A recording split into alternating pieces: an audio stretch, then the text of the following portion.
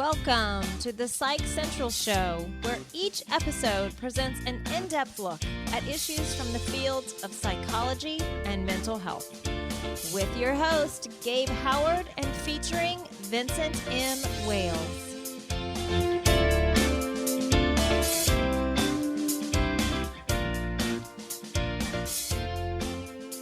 Hello, everyone, and welcome to this week's episode of the Psych Central Show. We have a great guest for you this week. Paul Gionfriddo from Mental Health America, he's the CEO and president, has joined us to talk about what they're doing for Mental Health Month. Now, Paul, are you there? I am. Thanks for inviting me on. Oh, you're very welcome. And of course, I always have to say hello to Vin as well. He's always here, but he likes to be mentioned. Vin, say hey. Except when I'm not. Except when you're not. All right. So, Paul, some of our listeners aren't familiar with Mental Health America. So before we get started, can you talk a little bit about what Mental Health America is, where they can find you online, and maybe just give a little history? Sure. Mental Health America is the oldest mental health advocacy organization in the United States. We were formed 108 years ago. And for most of our life, we're the National Association for Mental Health, or the National Mental Health Association. We renamed ourselves about 10 years ago as Mental Health America, and we can be found at mentalhealthamerica.net, and 7 million people a year find us that way. Thank you. One of the cooler stories that I have learned along the way is about the Mental Health America Bell. Can you tell that story real quick? I think it's a good one. Yeah, back in the olden days, right, people used to be chained and locked up in state mental hospitals. And in 1953, Mental Health America issued a call for all of those chains and shackles and went to a foundry in Maryland, had them melted down and recast into the Mental Health America Bell of Hope. It has been our symbol since 1953. And we continue to ring it at every one of our annual conferences and conventions, and many of our 200 affiliates around the nation also use that bell and ring it as a bell of hope. Very nice. That's incredible. The very first time I heard that story, it as somebody living with mental illness, and if I were born in a different era, some of those shackles could have been mine. So it means a lot. Now, Paul, you're the CEO and president. Tell us a little bit about yourself and how you got here. You know, that story could take the entire time for this podcast, but to shorten it as much as I can, I had no background or training in mental health at all. When I went to college, I was a philosophy major, took all my courses in philosophy, religion, Latin, Greek, and English, then was elected to the Connecticut State Legislature back in 1978, and as a 25-year-old was assigned mental health mental health policy to do, because nobody else wanted to do it. So I had to learn on the job. And 5 years later, my son Tim came along, and 5 years after that, around 1990, to develop signs and symptoms of what would eventually be diagnosed as schizophrenia. So I had to learn on the job as a parent of somebody with a serious mental illness as well. And so my employment history, my work evolved over time. I ran nonprofits in Connecticut, in Texas, and in Florida. Stopped doing that a few years back, took some time off to write a book called Losing Tim, How Our Health and Education Systems Failed My Son with Schizophrenia, and came to Mental Health America around the time that book was published back in 2014, and I've been doing this job for the last 3 years. Excellent. The big question, what are you guys doing for Mental Health Awareness Month?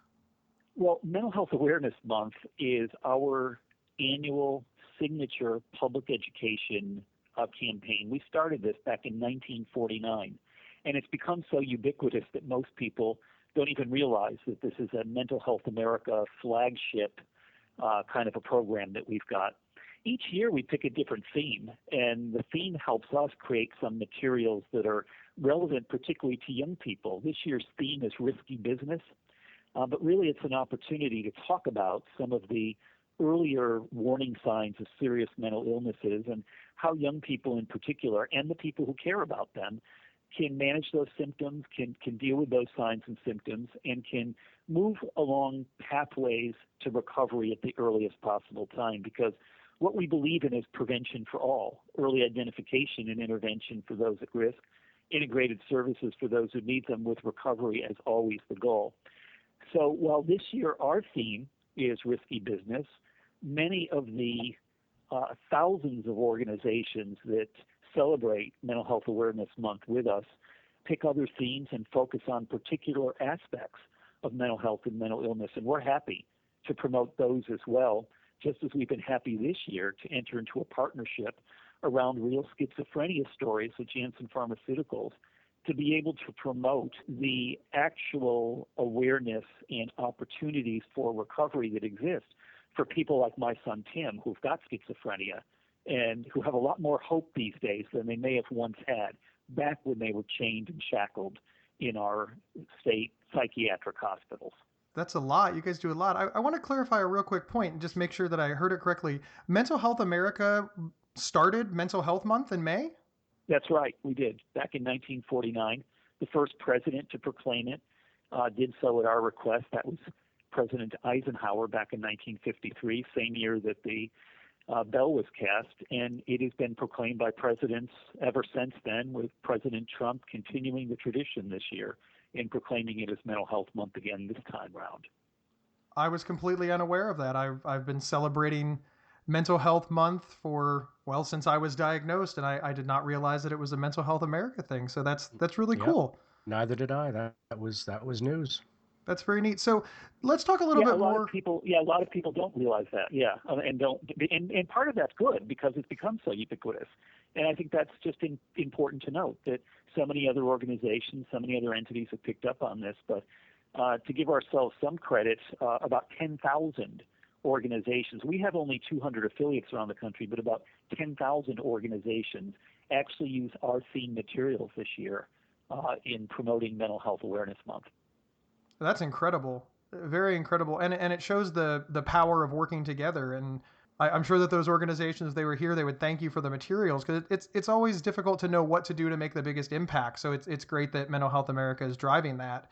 And of course, one of the things you have is the real schizophrenia stories. Can you talk more about that campaign, how it works? I know that there's a donation aspect.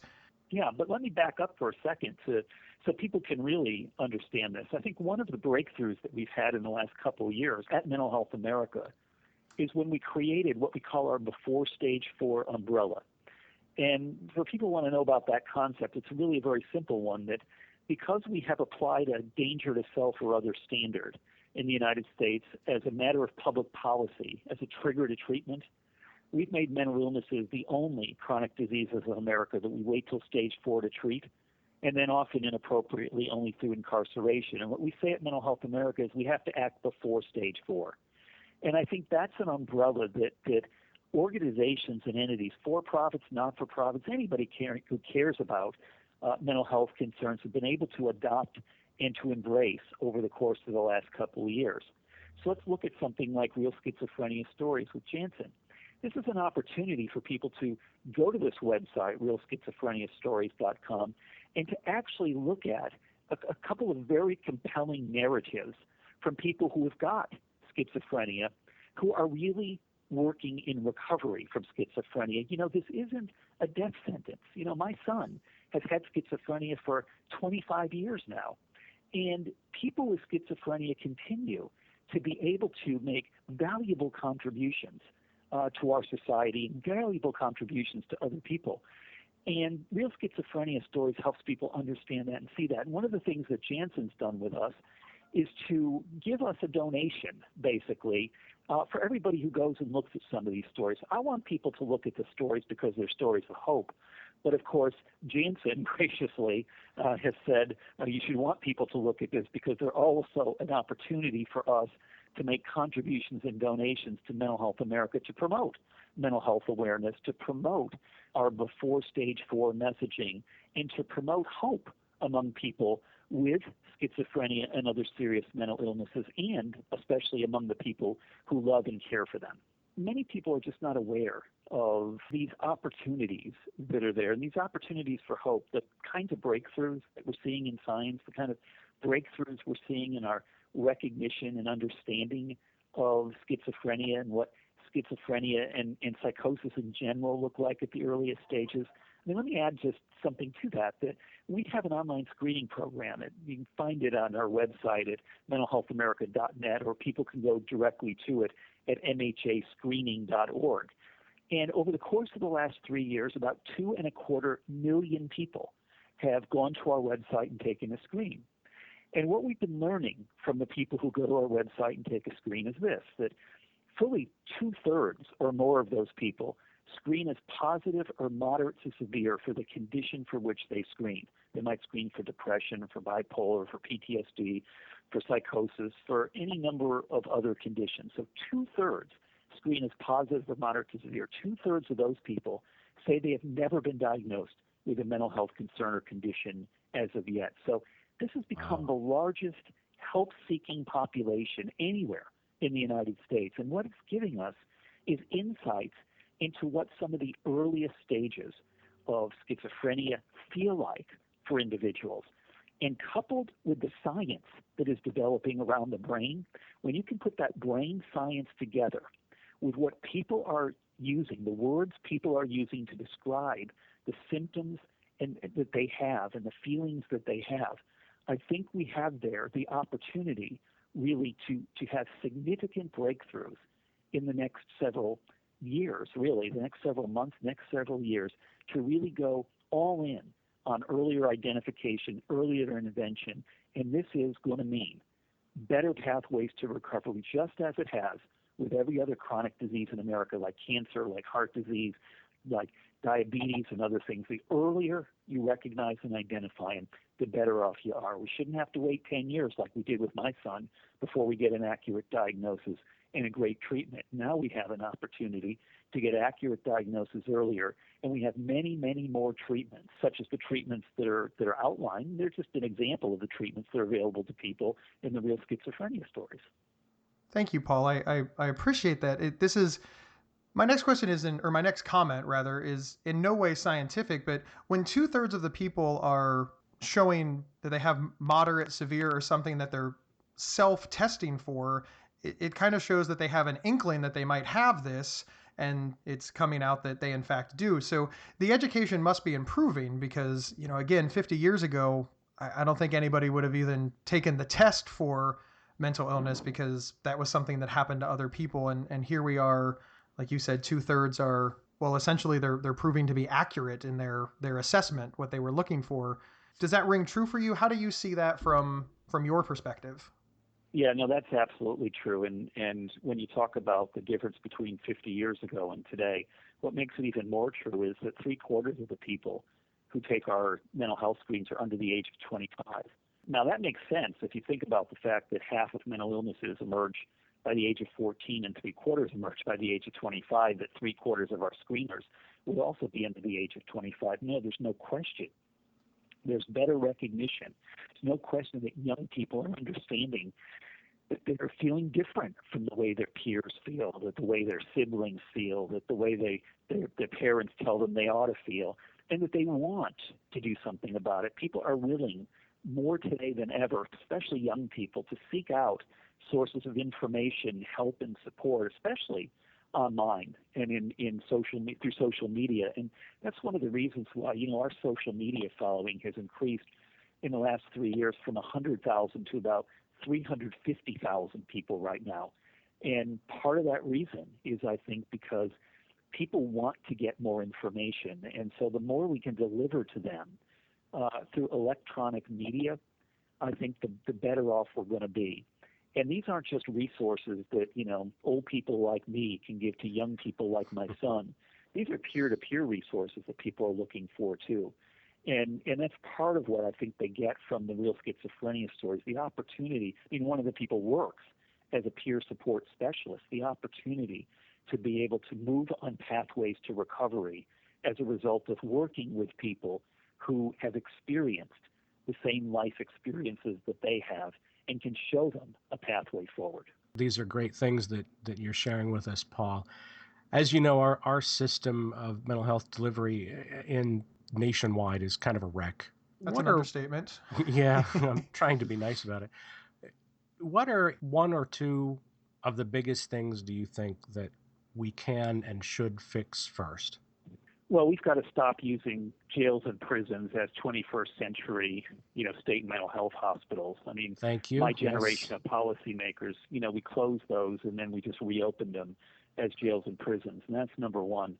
That's for adults. Number two is we've got to focus more on kids. We've got to be able to integrate what's going on in classrooms and with what's going on outside of the classrooms in kids' lives. Because if we don't intervene when kids are young, and are afraid, put our heads in the sand and are afraid to do so, then we're going to keep moving children along pathways to incarceration, hospitalization, and homelessness, which is the pathway that my son was put on. So I would focus on those two things. Let's get people out of jails who shouldn't be there. Nonviolent offenders or serious mental illnesses who constitute the majority of people in our jails and prisons. It's number one. And number two, let's stop putting kids along pathways to jails, prisons, homelessness, and hospitalization by intervening better when the symptoms are first emerging. Wonderful. Thank you. You stole the cornerstone of my advocacy, or I stole it from Mental Health America, depending on how you look at it. When I was diagnosed, I knew nothing. I was diagnosed suddenly, like most people, in a crisis point. I was committed to a psychiatric hospital for a few days because of suicidal thoughts and delusions. And it really was very, very scary because I had zero information. And when I was diagnosed with bipolar disorder, I didn't know anybody living well with bipolar disorder, so I just assumed that nobody was, and it really felt very, very, very hopeless. So when I got well, the big thing that I decided to do was just be as loud as possible and educate as many people as possible, not because I wanted people to be diagnosed with mental illness, but because if anybody was, they wouldn't think that they couldn't get better. They would think, oh, this is terrible, but I know this really loud red-haired guy and he seems to be doing okay. And that would provide them, motivation and hope to get better. And then, finally, as you put it, if somebody was suspecting, they would go and get a health screen, or they talk to their parents, or they talk to a general practitioner, and they wouldn't have to wait until they ended up in a psychiatric ward before they were diagnosed. They could get treatment, as you so eloquently put it, before stage 4. So I can't agree with this more. This is fantastic. Well, your experience is exactly the way it currently should be. People learning from peers, people who have gone through it and come out the other end. And of course, we'd say that probably the first time you noticed that there was something going on was not when you had that crisis event. It was probably years earlier. And if only, there'd been the tools available, the opportunity for people to recognize what was going on, I think, we could argue that you would have moved down your pathway to recovery a whole lot sooner. That is absolutely, hindsight is always 20/20. Me and my family, we spend a lot of time Monday morning quarterbacking this, that if we had only known, and then fill in the blank from there, because the signs were very, very obvious. So I appreciate what you're doing. So Paul, thank you so much for being on our show. Believe it or not, 20 minutes have just zoomed by that quickly. So we really appreciate it. Do you have any parting words for us? I just think that people ought to, as I say, always have hope. There's certain hashtags that we use at Mental Health America. Before stage 4 is one of them. A second one is fight in the open, because it's so critical that we share our stories, share our narratives, have these real schizophrenia stories and other stories as well. And then the third, and I think most critical and important hashtag for anybody who's experiencing a mental health concern is the hashtag always hope, because there is always hope. Well, thank you so much.